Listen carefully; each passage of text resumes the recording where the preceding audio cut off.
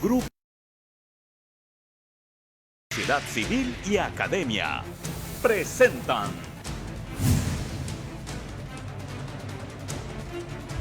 el debate vicepresidencial 2021. Ecuador decide.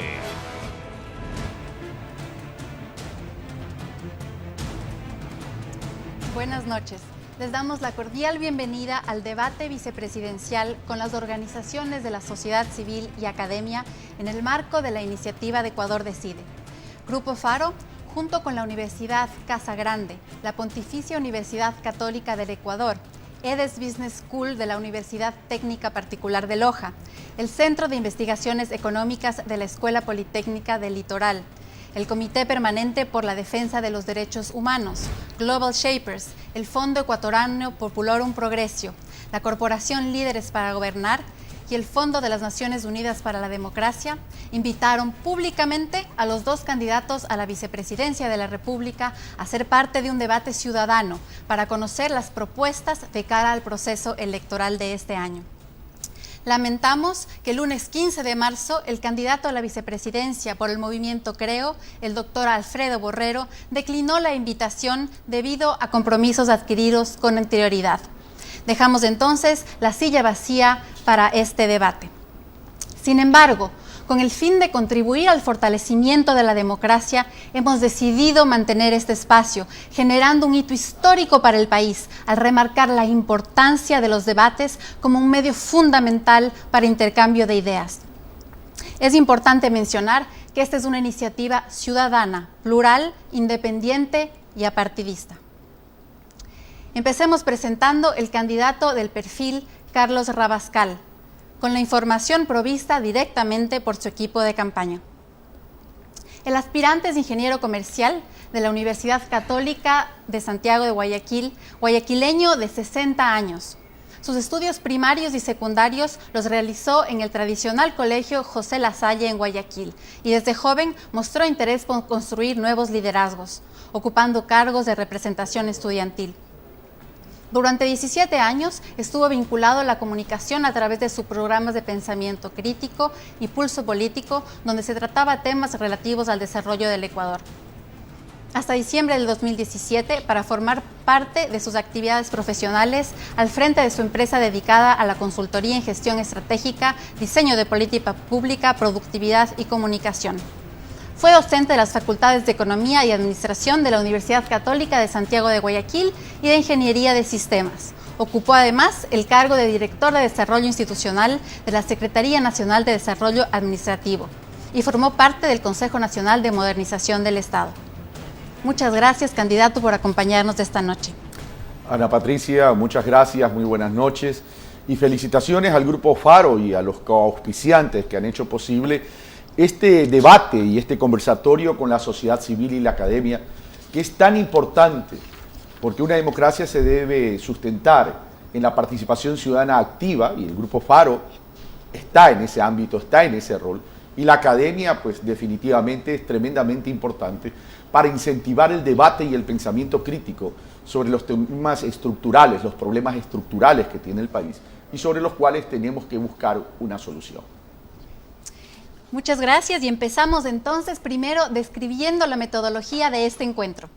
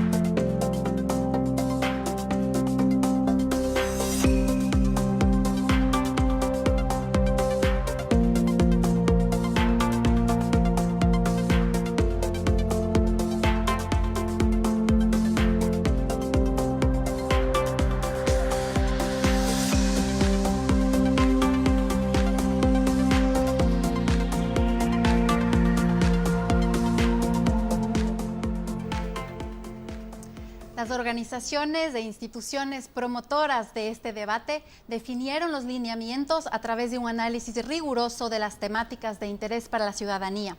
Definieron los temas a debatir y construyeron colectivamente el banco de preguntas que serán respondidas por el candidato Carlos Rabascal. Vamos a arrancar con el primer segmento que contiene 4 bloques temáticos: empleo, emprendimiento y reactivación económica, salud, pobreza y educación. Antes de comenzar con los ejes temáticos, quisiéramos preguntarle, ingeniero, en 30 segundos, ¿por qué quiere ser vicepresidente de la República del Ecuador? Porque no me puedo quedar inmovilizado ante el abandono de toda una sociedad, ante el abandono de la República del Ecuador.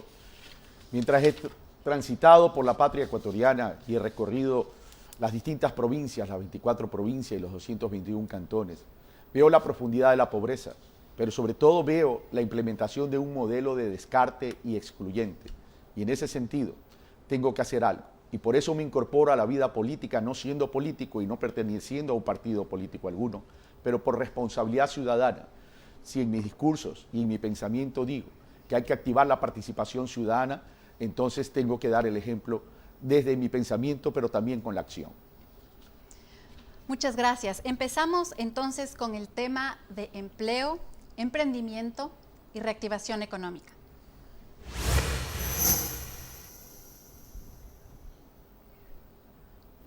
La falta de empleo adecuado es uno de los retos estructurales más importantes que enfrenta el Ecuador. Aún antes de la grave crisis económica y social ocasionada por la pandemia, el país enfrentaba un estancamiento de la economía y una tasa de empleo informal extremadamente alta, llegando al 51% en el 2020. Es así que a diciembre del año pasado, solo el 31% de la población económicamente activa a nivel nacional tenía un empleo adecuado, según los datos del Instituto Nacional de Estadísticas y Censos. En este contexto, es fundamental lograr que los trabajadores del sector informal accedan a puestos estables y con posibilidades de mejora. Según el informe sobre comercio informal en Quito, realizado por Grupo Faro en septiembre del 2020, las personas que se dedican a esta actividad en promedio trabajan 51 horas semanales y tienen un ingreso mensual de apenas $162. Es en este contexto entonces que el problema del empleo, candidato Rabascal, es el gran elector. ¿Cómo resolver este reto considerando tanto el alto porcentaje de empleo inadecuado y empleo informal, la rigidez del mercado laboral y las nuevas formas de trabajo a través de plataformas? ¿Cómo corregir entonces dicha rigidez sin que esto afecte y signifique la precarización? Tiene 1 minuto y medio. Usted ha dicho algo que es muy acertado en la estructura de su pregunta, Ana Patricia. El desempleo es algo estructural y es algo que nos debe preocupar. El 31% de desempleo es la tasa más baja del empleo adecuado en toda la historia de la República del Ecuador. Pero para poder recuperar el empleo, tenemos que también reactivar el sector productivo ecuatoriano. Pero tenemos que entender que no vamos a reactivar ni la economía, ni el sector productivo, ni vamos a recuperar el empleo si es que no hacemos lo más prioritario, lo trascendente en estos momentos. Y es la vacunación para poder recuperar la normalidad.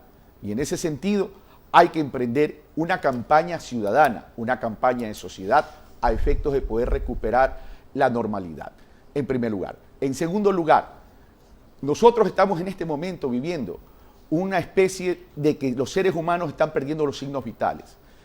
Frente a eso tenemos que darle oxígeno y generar un electroshock.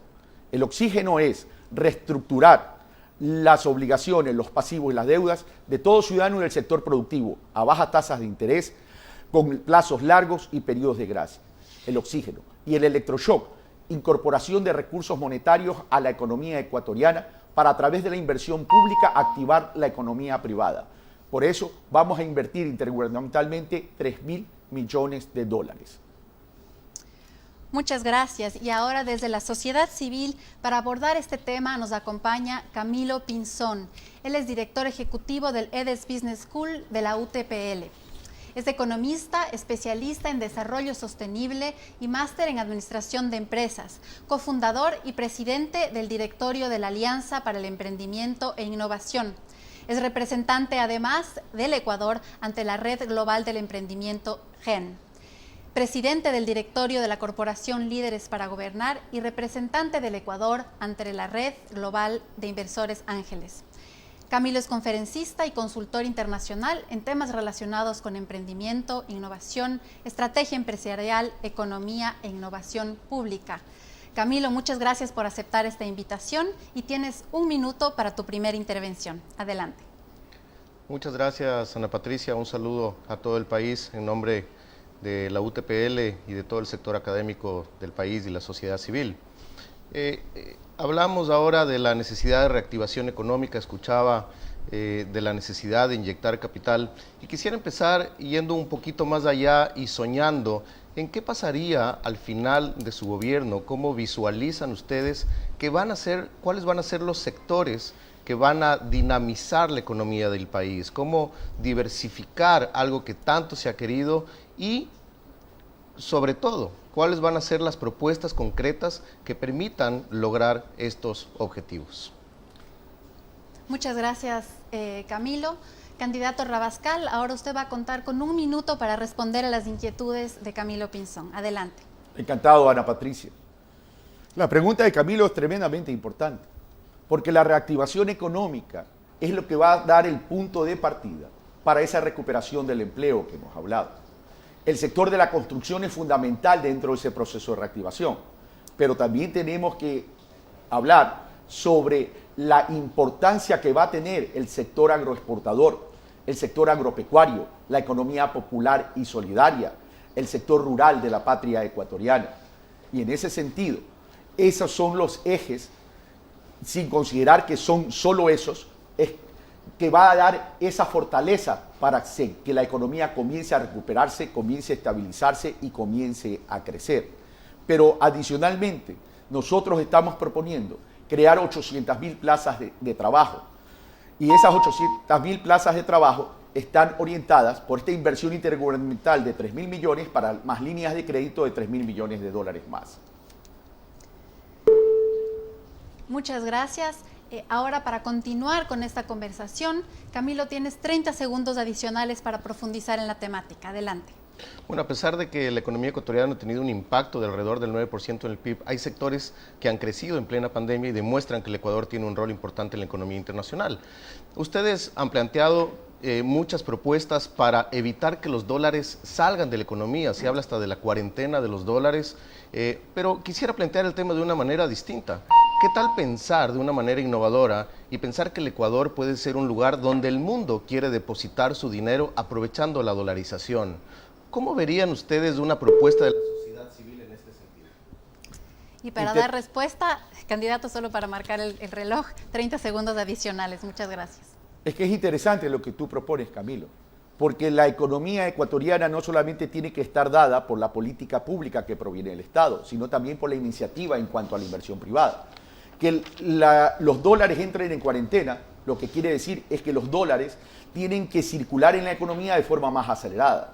Y por otro lado, para que el Ecuador sea un centro de inversiones, tenemos que encontrar causas comunes, crear portafolios de inversión, de competitividad para mejorar precios en los mercados internacionales y por otro lado, generación de trabajo. Muchas gracias. Y ahora en la misma línea vamos a pasar a la segunda pregunta. Efectivamente, el Producto Interno Bruto ecuatoriano decreció en un estimado del 9.5% en el 2020. Y aunque se espera un incremento del 3% en este año, no será suficiente para recuperar la economía. Para motivar la inversión nacional e internacional en nuestro país y reactivar esa economía, se requiere de reglas de juego claras, instituciones confiables y estabilidad regulatoria. Candidato Rabascal, ¿cuáles son sus propuestas concretas para lograr mayor inversión privada en el Ecuador? Tiene 1 minuto y medio. Habíamos hablado de crear un proyecto de inversiones que esté relacionado con competitividad. ¿Por qué tiene que estar relacionado con competitividad? ¿Qué significa la competitividad? Significa bajar, disminuir la estructura de costos de producción en el Ecuador. ¿A efectos de qué? para que el sector productivo tenga y proteja su margen de rentabilidad, pero por otro lado también mejorar los precios de nuestros productos y servicios en los mercados internacionales. Por un lado, blindamos las inversiones, pero por otro lado también podemos hacer que la colocación de nuestros productos y servicios en el exterior sean mucho más atractivos, mucho más competitivos. De esa manera, entonces, incrementamos nuestras exportaciones y en paralelo también atraemos inversiones. Un proyecto, por ejemplo, que ejemplifica esto es el sistema logístico de transporte de carga. Si estuviéramos hablando de un sistema ferroviario multipropósito de carga norte-sur que se alimente en ramales transversales y que lleguen a los puertos marítimos, ese proyecto puede ser claramente atractivo para la inversión privada y nosotros, mediante contratos de certeza económica, podemos blindar esa inversión. Pero por otro lado, generamos trabajo y por otro lado, mejoramos los precios de nuestros productos internacionales que los colocamos en los mercados internacionales. Muy bien, entonces respecto a esta pregunta, ahora Camilo también tiene un minuto para hacer una contextualización adicional y poner sobre la mesa preguntas adicionales también. Adelante, Camilo. Muchas gracias, Ana Patricia. Bueno, creo que es importante todo lo que ha mencionado, candidato. Uno de los puntos críticos es poder construir confianza alrededor de esto que se está mencionando y generar coherencia en relación a lo que ha planteado su plan económico. Cuando vemos el énfasis que se puso en la primera vuelta, una de las propuestas que más se escuchó es la de otorgar $1,000 a 1 millón de personas, que representa el 1% del PIB del Ecuador. Pero eso solamente considerando que son 8 millones de personas en la población económicamente activa en el Ecuador, quiere decir que le llegaría este incentivo a 1 de 8 personas. ¿Qué pasa con el resto de personas, profesionales, emprendedores? Hemos escuchado menos de sus propuestas en relación al fomento del emprendimiento, al fomento de la exportación, al fomento de la capacidad de trabajo. ¿Cuáles son sus propuestas concretas en este aspecto? Y ojalá su respuesta vaya un poquito más allá de la típica propuesta de vamos a dar crédito, que normalmente ha sido inaccesible. ¿Cómo no, Camilo? Primero, ¿por qué el 1.000 para 1 millón? Se trata de madres de familia que viven en la extrema pobreza y que tienen entre 3 y 4 hijos y que fueron abandonadas durante la pandemia. Eso les va a permitir, primero, salir de los apuros. No les va a resolver el problema, pero por eso hay que aplicar políticas complementarias a aquello.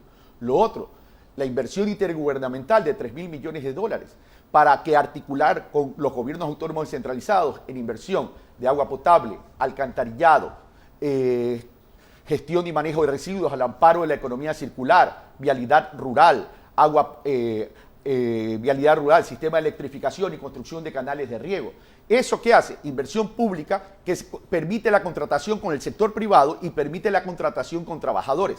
Trabajadores con trabajo, con ingresos, permiten consumir en la economía. A mayor consumo, mayor producción, mayor empleo, mayor inversión, Camilo. Adelante, Camilo, ahora con tu respuesta y tus 30 segundos. Muchas gracias, candidato. Escucho su respuesta y coincido en muchos temas, sin embargo, suena todavía a que mucho del incentivo va a seguir viniendo desde el sector público.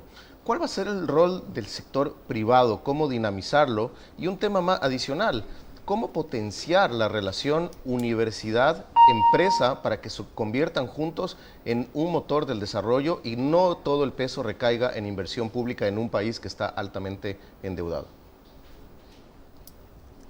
Adelante, ingeniero Rabascal, con su respuesta y sus últimos 30 segundos de este primer bloque temático. Solo una precisión, Camilo. Cuando la economía está en crisis, producto de una emergencia, como es la crisis sanitaria, y una economía bien delicada, porque los mercados se encerraron, y estamos viviendo una crisis humanitaria, entonces es el Estado el que tiene que invertir. Pero no es que el Estado invierte y se queda ahí. Casualmente lo dije en la introducción. El Estado invierte y activa la economía privada, porque la economía privada, la inversión privada está paralizada. Entonces hay que darle ese empujón, y a eso le llamo el electroshock, el oxígeno, reestructurando obligatoriamente las deudas, y el electroshock a través de la inversión pública que active la inversión privada. Muchas gracias, ingeniero. Aquí somos muy estrictos con el tiempo, así que con eso damos por terminado este primer bloque temático y agradecemos a Camilo, por supuesto. Vamos a pasar al siguiente tema, que es el de la salud.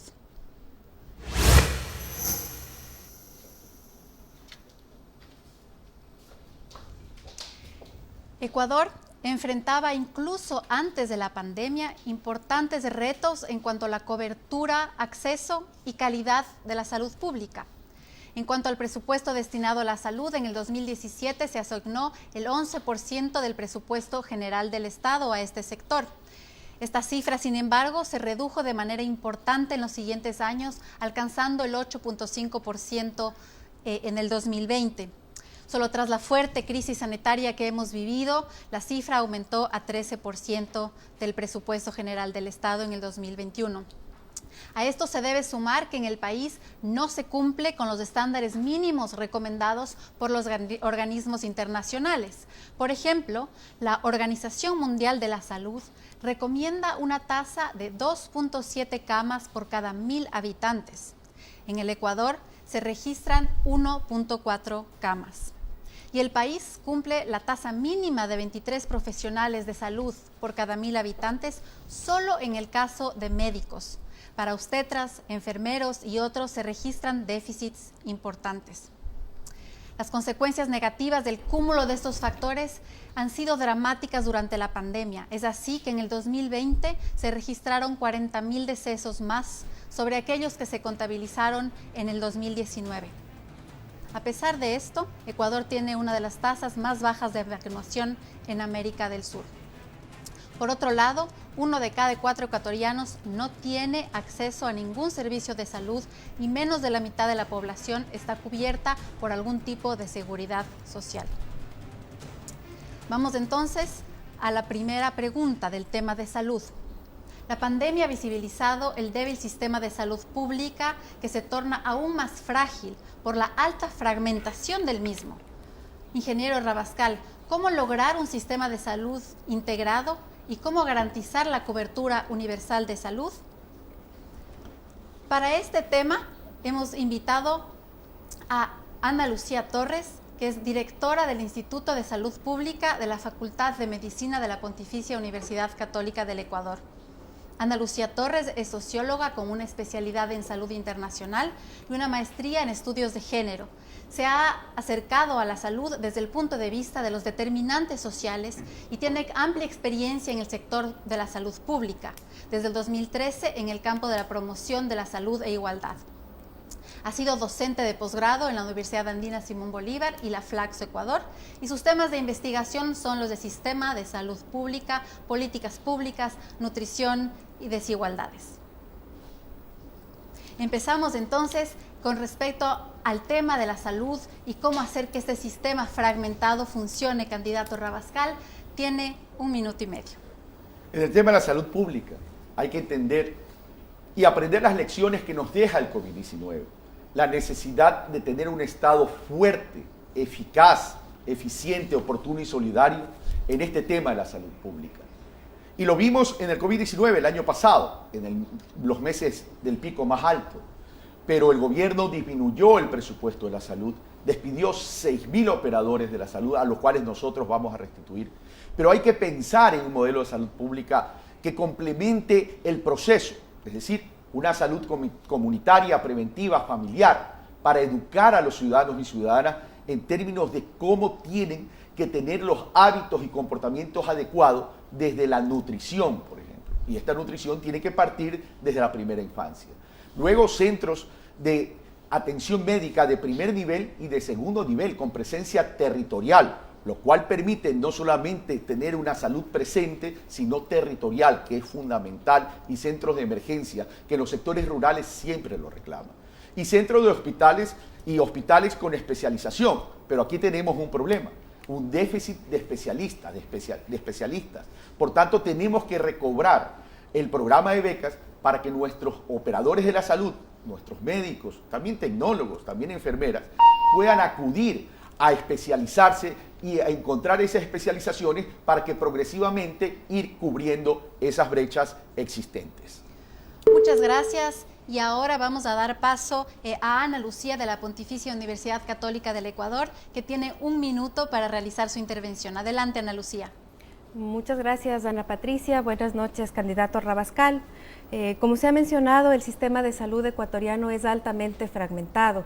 vemos que si prestamos atención a las coberturas, alrededor del 50% de ellas se lo hace desde el Ministerio de Salud Pública, un 20% desde la Seguridad Social y entre el 30% restante los demás prestadores, incluyendo los privados. ¿Cómo garantizar el fortalecimiento del Ministerio de Salud Pública, que como mencioné es el mayor prestador de servicios, y cómo asegurar que la Autoridad Sanitaria Nacional tenga una fortaleza para poder lograr la integración del sistema? Muchas gracias. Ingeniero, cuenta usted con 1 minuto para responder a estas inquietudes. Encantado, Ana Patricia y Ana Lucía.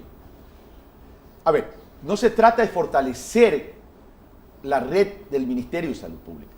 Se trata de fortalecer todo el modelo de salud pública. Eso es lo importante, porque la salud pública está constituida por la red del Ministerio de Salud Pública, el MSP, la Seguridad Social, ISPOL, ISPA, y también tenemos que incorporar a la red de los hospitales y centros médicos privados para que en su conjunto podamos mejorar la cobertura. Pero evidentemente, al amparo de una política pública de salud, de la salud. Y esa política pública, su rector es el gobierno nacional, el ejecutivo en representación del Estado, considerando que la salud pública, al igual que la educación pública, constituyen derechos y esos derechos son servicios públicos. Y lo primero hay que hacer, entonces, que cumplamos con el mandato constitucional, respetando las asignaciones presupuestarias y el crecimiento progresivo y anual hasta llegar a la meta establecida en la Constitución de la República. Muchas gracias, Ana Lucía. Para tu segunda intervención tienes 30 segundos. Muchas gracias. Como usted lo ha mencionado, ingeniero Rabascal, es importante fortalecer el conjunto de actores que forman el Sistema Nacional de Salud. Uno de los retos fundamentales también es el financiamiento. ¿Qué manera ve usted para el financiamiento del Sistema Nacional de Salud? ¿Y estaría usted de acuerdo con gravar impuestos a los consumos nocivos para lograr el financiamiento de salud? Muchas gracias. Tiene usted, candidato Rabascal, 30 segundos para atender esta pregunta. El financiamiento es responsabilidad del Estado. La Constitución manda a respetar el presupuesto y no solamente a mantenerlo, sino, como lo dije en mi respuesta anterior, a irlo incrementando progresiva y anualmente hasta llegar a la meta establecida en la propia Constitución de la República, que en mi criterio debería ir más allá, al 6%. Ahora, en relación al Producto Interno Bruto. Ahora, frente a su otra pregunta, la respuesta es sí. Muchas gracias. Y ahora vamos a ir a la segunda pregunta en este tema de la salud. Y vamos a topar el tema de la desnutrición crónica infantil. Hasta 2018 alcanzó la desnutrición crónica infantil un 23%, afectando a los niños menores de 5 años y llegando al 29% en las zonas rurales. Si revisamos además la prevalencia en la población indígena, 1 de cada 2 niños presenta retardo en la talla. Paradójicamente, 35 de cada 100 niños de 5 a 11 años tienen sobrepeso y obesidad. Con la pandemia se espera que lastimosamente estas cifras aumenten, afectando a un mayor número de personas. Además, el Ecuador tiene la tercera tasa más alta de embarazo adolescente en América Latina y el Caribe. Frente a estos retos, ¿cuáles son las políticas y las estrategias que implementará para reducir la desnutrición crónica infantil en el Ecuador?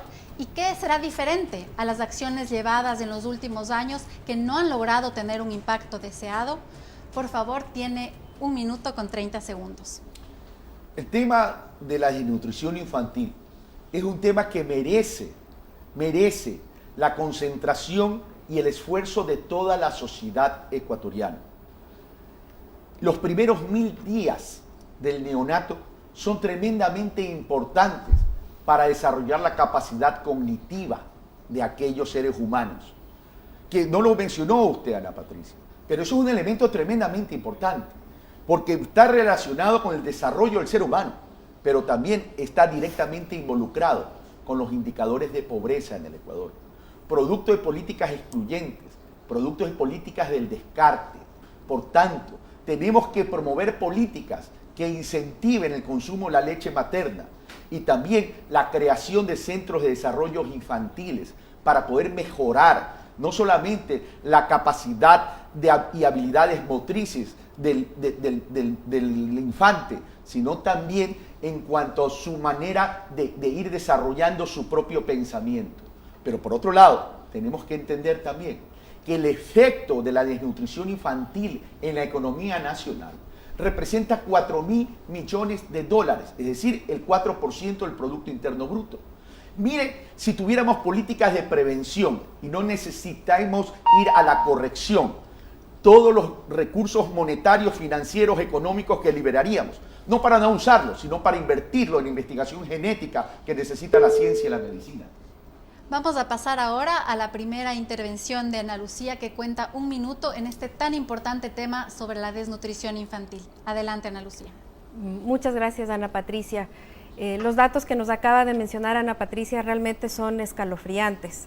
Hay evidencia científica que muestra que la desnutrición crónica infantil es un problema multicausal, es decir, empezamos con causas inmediatas como la falta de alimentación o las enfermedades, causas subyacentes como el acceso a servicios básicos, agua, alcantarillado y el acceso a los servicios de salud, y causas básicas que tienen más relación con el empobrecimiento o la falta de educación. Sabemos que, por lo tanto, se requiere intervenciones multidimensionales que articulen los diferentes niveles de gobierno y los diferentes sectores. ¿Cuál sería una estrategia virtuosa para poder lograr esta articulación, pensando en que los gobiernos locales lideren esta lucha contra la desnutrición crónica? Por favor, candidato Rabascal, en 1 minuto la respuesta a esta inquietud de Ana Lucía. Ana Lucía, usted ha dado en el centro.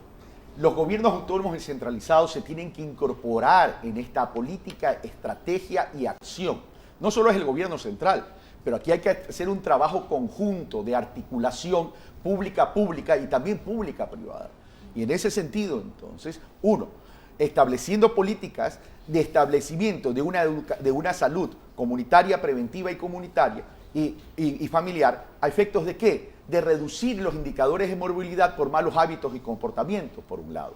Pero por otro lado también necesitamos que los gobiernos autónomos descentralizados trabajen en esto de forma territorial, porque el problema es la ausencia de Estado en las profundidades del Ecuador. El sector rural, por ejemplo, está olvidado. Y para esto tenemos que garantizar el financiamiento a efectos de poder disminuir esos indicadores de morbilidad, que no son otra cosa que las enfermedades, las mayores enfermedades como indicadores en el Ecuador. Muchas gracias. Y para continuar con este tema, Ana Lucía, cuentas con 30 segundos adicionales. Muchas gracias, Ana Patricia. De las experiencias exitosas que existen en la región para reducir la desnutrición crónica infantil, ¿cuál cree usted que serían algunas de ellas que se tomarían como referencia para el trabajo dentro de Ecuador? Y para esta parte, candidato Rabascal, cuenta con 30 segundos adicionales. A ver, yo lo dividiría en varios frentes, llamemos así. En la pregunta anterior, por ejemplo, usted me decía cómo asegurar el tema. Y usted indicó que aquí hay un efecto multidimensional. Por ejemplo, el agua potable.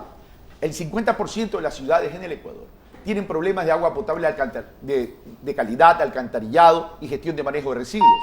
Entonces, vamos a invertir en esos 3.000 millones intergubernamentales en agua potable, alcantarillado y gestión de manejo de residuos. Y más del 50% de las ciudades tienen botadero a cielo abierto. Esas son las distorsiones que hay que corregir. Gracias a los dos. Con esto hemos cerrado el tema de salud. Y ahora vamos a un corte. Volvemos dentro de breve para los siguientes temas de este primer segmento. Quédense con nosotros. Usted está viendo el debate vicepresidencial 2021. Ecuador decide.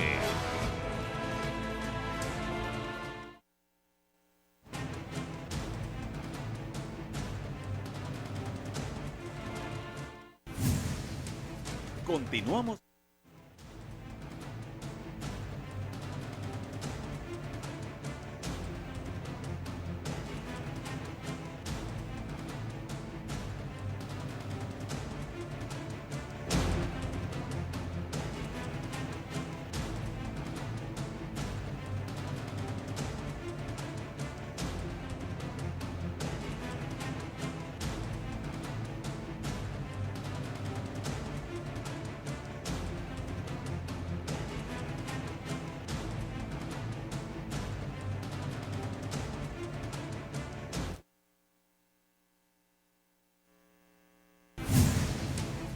Continuamos con el debate vicepresidencial 2021. Ecuador decide.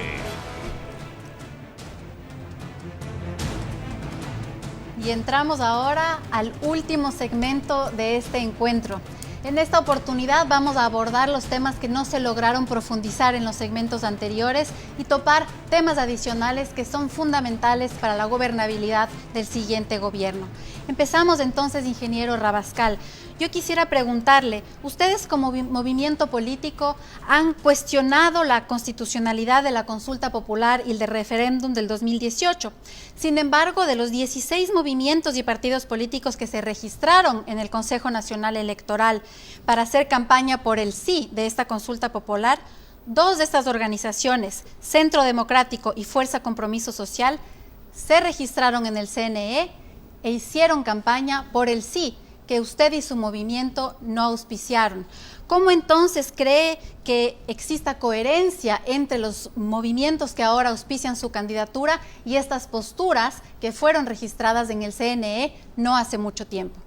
Mi querida Ana Patricia, esa es la riqueza de la democracia, pues. Esa es la riqueza y eso representa la democracia ecuatoriana. Debería representar la libertad de pensamiento, la libertad de expresión, la libertad de decisión. Eso a usted lo que le debe reflejar más bien es en términos positivos, el respeto al pensamiento distinto. A veces se pide en el Ecuador que todo el mundo piense igual, dentro de una misma organización o dentro de un mismo proyecto. A lo mejor se puede pensar distinto. Lo importante no es que se piense distinto, lo importante es el respeto a ese pensamiento distinto y al procesamiento de nuestras diferencias. Ahí radica la riqueza de la democracia. Ahora, justamente hablando de la riqueza de la democracia, de la institucionalidad, y hablando también de los partidos y movimientos políticos que auspician esta candidatura, nos da curiosidad de saber si usted es afiliado a una de estas 2 organizaciones, ya sea Centro Democrático o Fuerza Compromiso Social. Y si es que considera que los candidatos, candidatas a las diferentes dignidades deben venir de las bases, de las estructuras partidistas del país, justamente para apostar a la institucionalidad.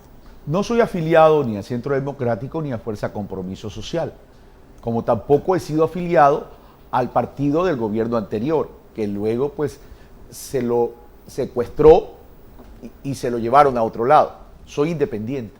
Pero usted hace una pregunta interesante, y esa pregunta interesante tiene que ver con que el Ecuador debería entrar en una gran reforma política y electoral para construir verdaderas organizaciones políticas y no se transformen en organizaciones electorales, donde generen espacio de construcción de liderazgo, de un cambio generacional. Mire, es interesante el cambio generacional, mi querida Ana Patricia.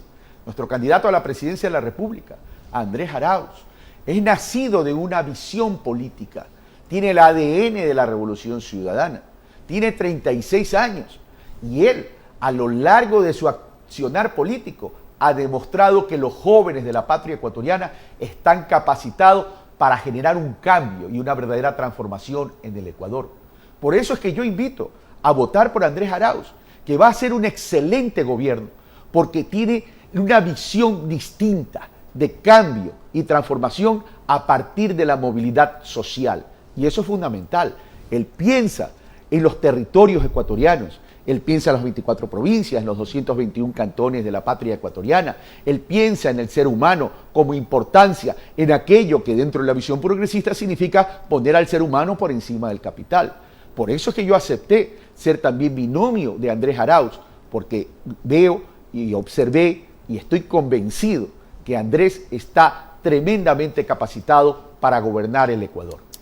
Ahora, más allá del individuo, más allá de este proceso electoral, usted ha mencionado la importancia de construir nuevos liderazgos, de tener partidos políticos que perduren en el tiempo.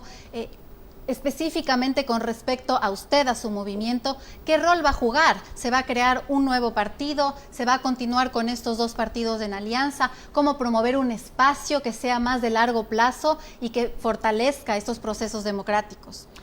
Bueno, como soy independiente y no formo parte, no soy afiliado a ninguno de los dos partidos políticos, eso es una pregunta cuya respuesta no soy yo el que debe contestar. Pero en todo caso, lo que sí le puedo decir, que tanto Fuerza Compromiso Social y Centro Democrático deberían fortalecerse al amparo de un ejercicio de democracia interna, pero que también no solamente garantice el cambio generacional, la renovación del liderazgo, sino que exista y promuevan un verdadero debate en términos de propuestas de desarrollo rural integral, propuestas sobre cómo salir de este hipercentralismo que tanto nos ha afectado a todos nosotros, propuestas de desarrollo de las ciudades, repensar las ciudades, si nos conviene ciudades verticales, nos conviene ciudades horizontales, cómo hacemos de las ciudades ciudades inclusivas, es decir, hacer otra forma de política. Ahora es tan importante este tema de renovar la política, de fortalecer el código de la democracia, que podríamos tomar mucho tiempo. Sí quisiera, sin embargo, ingeniero Rabascal, precisar y profundizar en algunos puntos que no se lograron hacer en los bloques anteriores por el mecanismo y metodología tan dinámica que hemos implementado. Y uno de ellos es que muchas de las propuestas que usted tiene tanto en el programa, en el plan de gobierno que está inscrito en el Consejo Nacional Electoral, como las respuestas que ha dado el día de hoy, se basan en una fuerte gasto e inversión pública. Sin embargo, no solamente hemos hablado ya del fuerte deterioro de la condición económica, sino que se requieren cerca de 8.000 millones de dólares de financiamiento este año. Es decir, el Ecuador enfrenta una crisis nunca antes vista. ¿Cómo va a financiar entonces todos esos programas que usted ha mencionado el día de hoy? Mi querida Ana Patricia, a la educación no se la puede llamar gasto, a la salud pública no se la puede llamar gasto, a la seguridad no se la puede llamar gasto, a la justicia no se la puede llamar gasto. Muchos hablan que hay un Estado obeso. Lo que hay que tener es un Estado fuerte, presente, eficiente, eficaz y solidario. Miren, Ana Patricia, el 85% de los salarios del gasto corriente del Estado ecuatoriano está en educación, en salud, seguridad y justicia. Solo salud y educación les corresponde el 56% de esos presupuestos. ¿Usted cree que tenemos que irnos por la vía de reducir la educación pública, de reducir la salud pública, de reducir la seguridad, reducir la justicia? Cuando la educación pública y la salud pública deben ir creciendo conforme crece la población. Porque si crece la población, hay más niños que educar, pues. Si crece la población, hay más niños, niñas y seres humanos que proteger a partir de la salud pública. Igual pasa con la seguridad. Si me permite. Pero por favor, usted es la anfitriona, Ana Patricia. Todos estos temas son fundamentales. Además, un Estado garantista de derechos establece en la Constitución ya incluso parámetros para garantizar el gasto social. A lo que yo me referí específicamente en esta pregunta es cómo van a ser financiados, no necesariamente si merece o no merece un sector u otro, sino cómo va a lograr financiar en el contexto actual de la economía actual nacional y global. Usted mencionó, Ana Patricia, 8.000 millones de dólares. Divídalo para 4 años y verá que es factible. Y hay que traer los dineros que tiene el Estado ecuatoriano que se encuentran en el exterior. Y ahí se puede financiar. Ahora, para ser más precisos, candidato Rabascal, en términos de el sistema tributario e impositivo, lo pongo sobre la mesa porque es una posible forma, ¿no es cierto?, de financiamiento del Estado en un país, sobre todo, que tiene que basarse primordialmente en la política fiscal. En términos, entonces, tributarios, candidato Rabascal, ¿ustedes considerarían reformas para incrementar el ingreso? Porque estos costos de financiamiento solo son para este año, estas necesidades. En términos tributarios, entonces, ¿están considerando algunos cambios en los impuestos o cómo lo haría en forma específica? Tenemos que dar certeza al sector productivo y a los ciudadanos. Yo le decía en la primera parte de Ecuador Decide, que por cierto ustedes promocionan el hashtag debate vicepresidencial. Y yo quiero aprovechar para promocionar el hashtag quien debate gana. Pero vamos al tema del sistema tributario, mi querida Ana Patricia. Yo le decía, hay que dar certezas, pero si hoy estamos viviendo una crisis sanitaria, una crisis económica, una crisis humanitaria, y yo le hablaba de poner oxígeno y generar un electroshock, no es momento de pensar de incrementar la carga tributaria, pero sí es momento de decirles que la reforma tributaria tiene que ir orientada ¿a qué? A mejorar los ingresos, como usted dice, que no necesariamente es incrementar carga tributaria. Lo que sí tenemos que aplicar es los conceptos y los principios de progresividad que no se han aplicado aquí en el Ecuador. Y con eso se nos quedan muchísimos temas sobre la mesa, también una necesidad de profundizar aún más, pero esperamos que estos espacios sigan contribuyendo al debate de las ideas.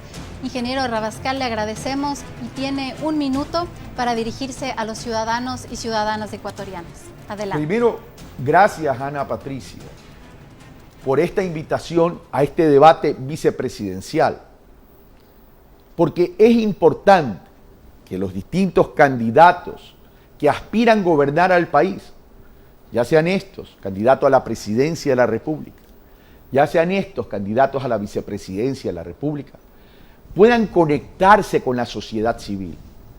Y el Grupo Faro, con este grupo de organizadores de este debate vicepresidencial, han entendido claramente la importancia de la construcción conjunta de un pensamiento a partir de los debates y encontrar causas comunes. Es obligación nuestra dar la cara, exponer nuestra visión y nuestro pensamiento para que sean ustedes los que saquen sus propias conclusiones. Yo en lo particular, como Carlos Rabascal, candidato a la vicepresidencia de la República, acompañando a un joven profesional como es Andrés Arauz, nuestro candidato a la presidencia de la República, me siento honrado de ser su binomio. Y me siento honrado de ser su binomio porque él está poniendo en su accionar un ejemplo que para mí es fundamental. Es hacer una nueva forma de política, implementar una pedagogía nueva para hacer política. Por eso que debate, por eso que expone, por eso que acerca propuestas, por eso que se acerca y conecta con la ciudadanía. No en vano, en la primera vuelta se ganó con el 32,7%, obteniendo una diferencia mayoritaria de 13 puntos, con el inmediato seguidor, que no es tan inmediato, con el segundo lugar. Por tanto, en este 11 de abril, los convoco a la unidad. La unidad no es pensar igual. La unidad significa tratar de encontrar causas comunes en función de sacar al país de la crisis. Muchas y comenzar gracias. Con el tema de la vacunación. Muchas gracias, ingeniero Rabascal. Estamos entonces cerrando este espacio, que estamos seguros fomentan momentos de diálogo y son un canal fundamental para que la ciudadanía conozca la oferta electoral y pueda tomar una decisión informada. Son estos espacios donde se puede exponer y contrastar ideas los que fortalecen y aportan a una construcción de sociedades donde la ciudadanía participa activamente. Agradecemos a todas las organizaciones de la sociedad civil y academia que han promovido este espacio de diálogo y además reiteramos el agradecimiento al candidato Carlos Rabascal por su participación. A todas las personas además que nos han acompañado en este programa, un gracias muy grande. Esperamos que les haya servido para tomar una decisión informada. Estamos convencidos además que hoy se marca un precedente en el que los candidatos a la vicepresidencia tienen que debatir, tienen que mostrar lo que piensan, lo que van a hacer para que la ciudadanía pueda tomar su decisión de la mejor manera. Finalmente, les invitamos a seguir informándose antes de votar y a visitar la página web elecciones2021.ecuador-medio-decide.org. Ha sido un honor estar aquí con ustedes y nos vemos dentro de poco. Muchas gracias.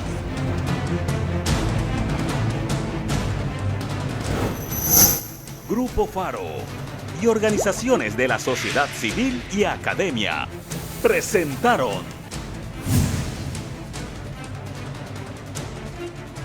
el debate vicepresidencial 2021.